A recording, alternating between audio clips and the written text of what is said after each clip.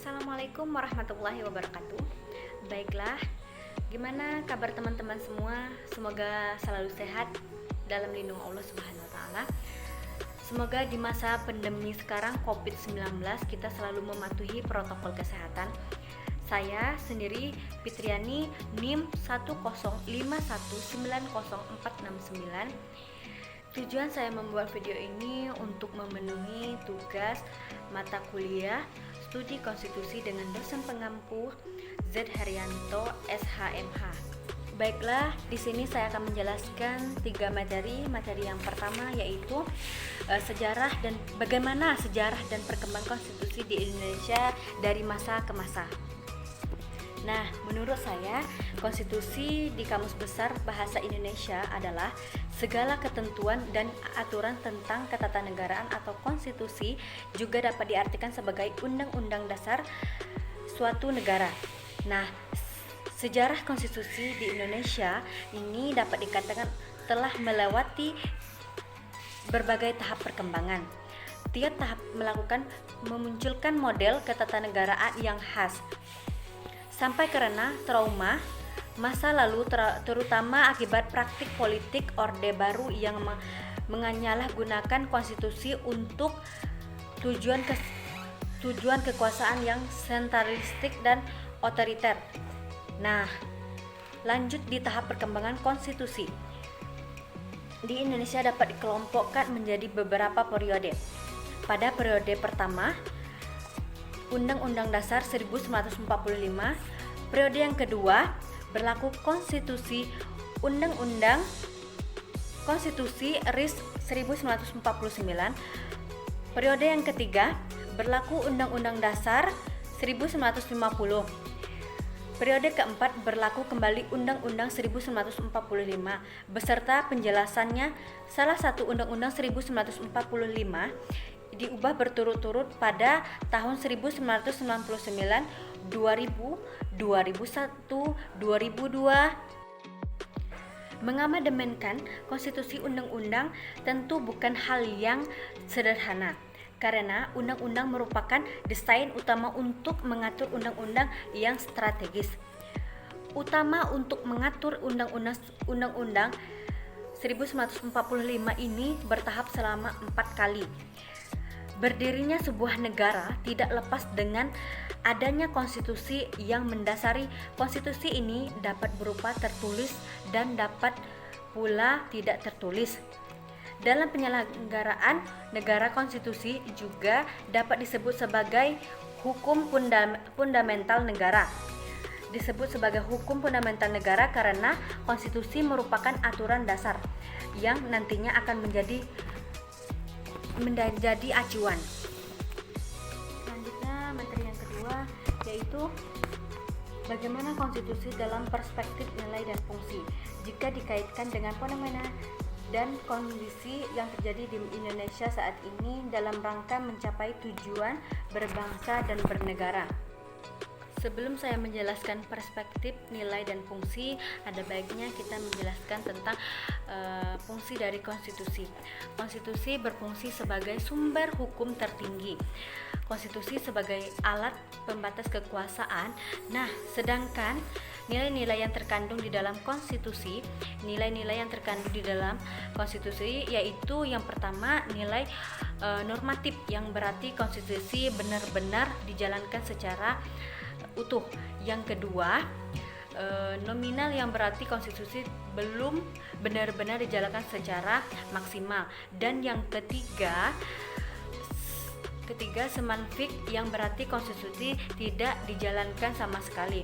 Oleh karena itu, jika dilihat dari fungsi dan nilai-nilai konstitusi, kita banyak sekali menemukan pelanggaran-pelanggaran yang terjadi, di antaranya masih banyak yang tidak memperdulikan fungsi dan nilai konstitusi yang dapat berakibatkan bangsa negara ini tidak berjalan dengan baik.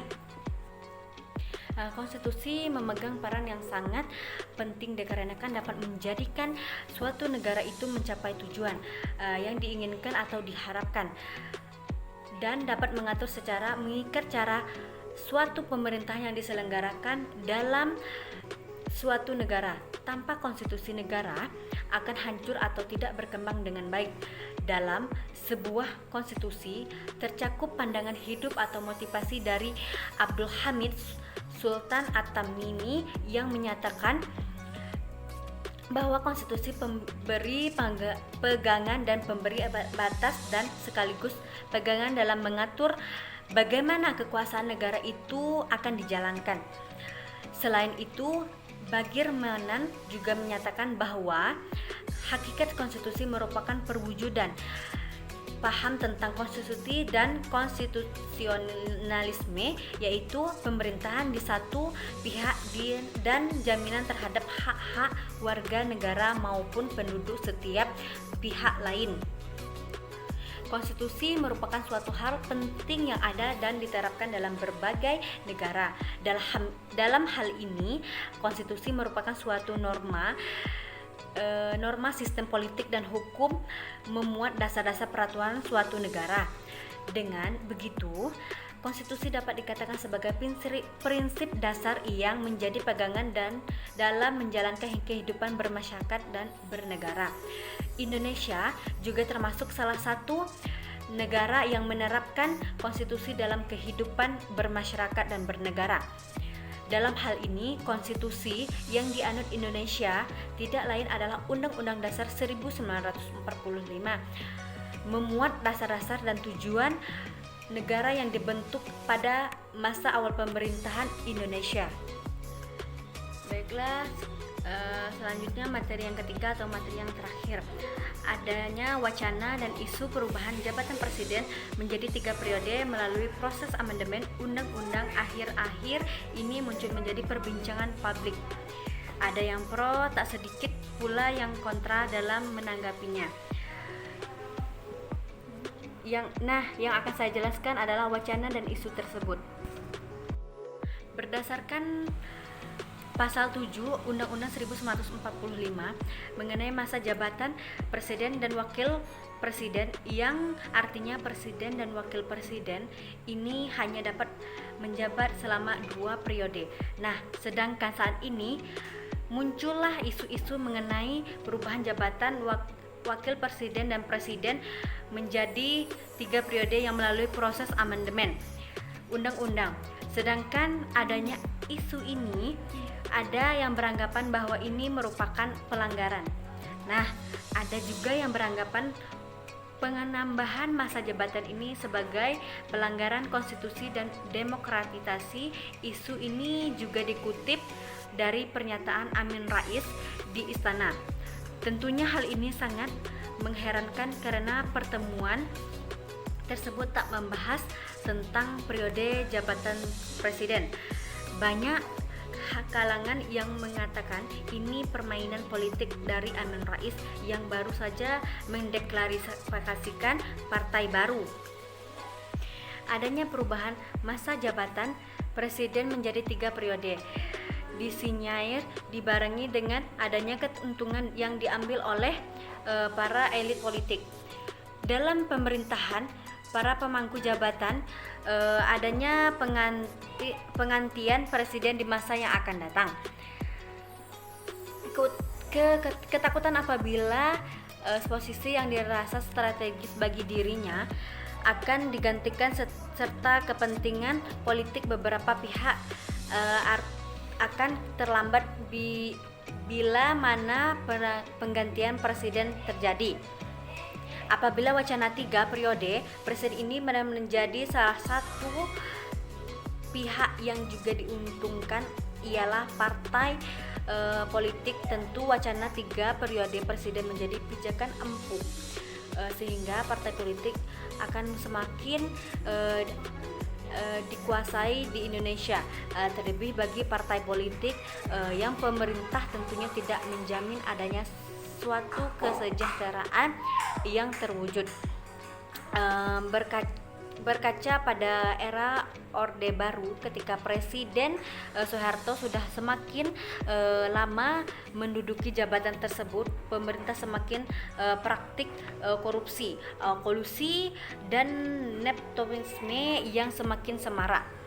Hal kekuatan masyarakat bila kelanggengan pemerintah benar-benar terjadi lagi masa jabatan yang lama berpotensi menimbulkan penyalahgunaan kekuasaan. Tak dipungkiri nantinya presiden dan akan selalu berjalan dengan orang-orang yang di sekelilingnya baik sektor hal tersebut menimbulkan kekuasaan oligarki yang masif. Ketika suatu pemerintahan dijalankan oleh suatu lingkaran saja, hari ini tidak jauh dari sebab timbulnya perilaku otoriter pemerintah. Setelah isu ngomong presiden dipilih 3 periode, mereka yang usul itu isu bergulir Presiden Jokowi langsung buka suara. Ia mengatakan pihak-pihak yang mengusulkan amandemen Undang-Undang 1945 dengan mengubah masa jabatan presiden menjadi 3 periode hanya ingin mencari muka. Isu yang digulirkan oleh Amin Rais itu langsung ditanggapi sendiri oleh Jokowi.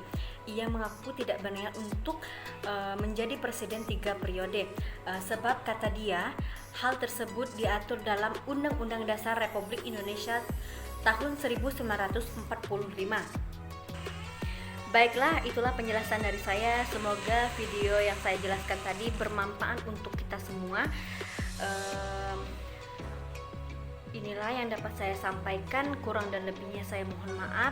Saya mohon undur diri dan saya akhiri. Wabillahi taufiq wal hidayah. Wassalamualaikum warahmatullahi wabarakatuh. Terima kasih, semoga kita selalu sehat.